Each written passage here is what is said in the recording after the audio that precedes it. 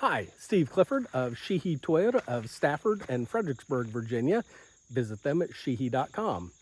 Today I'm doing a video review of this. This is a 2024 Toyota Sienna XLE. Now, why am I doing this in my driveway and not at the dealership?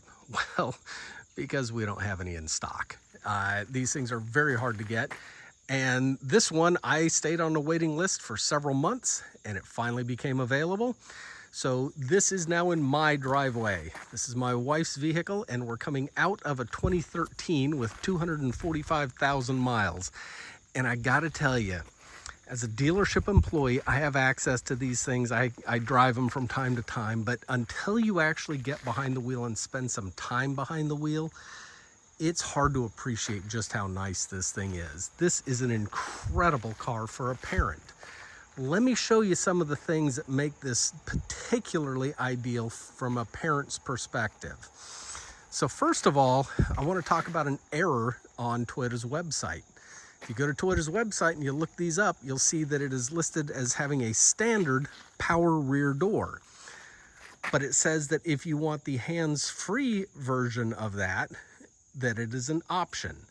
Well, try finding the option because it doesn't list an option code for that, but it listed as optional. Well, this is a base XLE.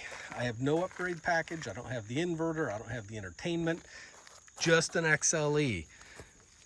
And watch this when I swipe my foot underneath the rear bumper.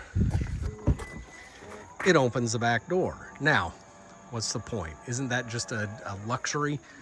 Well, if you're a parent, how many times are your hands full? It's pretty much constant, isn't it? If you're not carrying, car seats or bags or backpacks or water bottles or groceries or anything else, your hands are full. If your hands are full, are you going to be reaching up there to hit the button to bring it back down? Or would it be just that much easier to swipe your foot underneath and close it? Yeah, that's a pretty big deal. Now, another really cool thing about that is the XLE trim level and above, you can do the same thing for the side doors. And again, there are so many easy ways to open this door. You can just hit that button, you can hit the release, or where that little thing is, swipe your foot underneath there and it will open the door for you. Again, that's not the biggest deal, but it's one of those nice little things. Now, while I'm in the back though, I want to show you how easy it is to configure these back seats.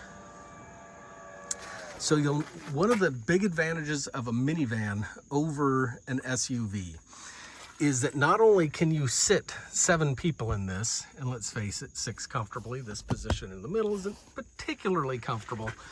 Oh, hey, my wife has this back here. Well, let me show you on this side. So you pull this, fold it down, and now you've got more room.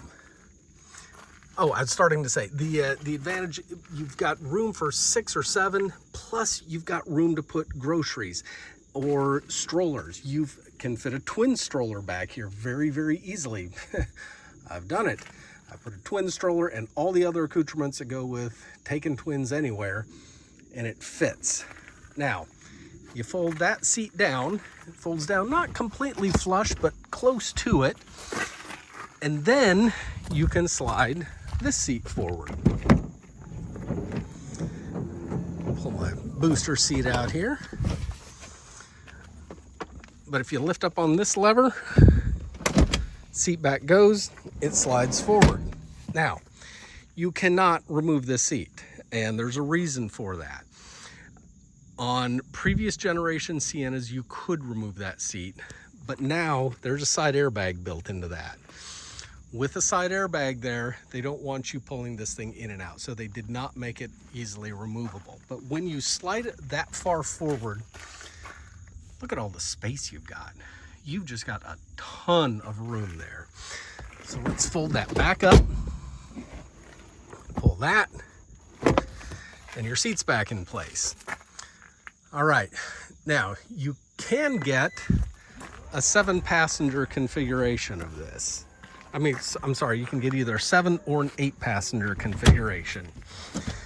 And I honestly prefer the 7-passenger. The reason being, when kids get in, they automatically want to go in and through the middle. That's the easier way to get to the back seat.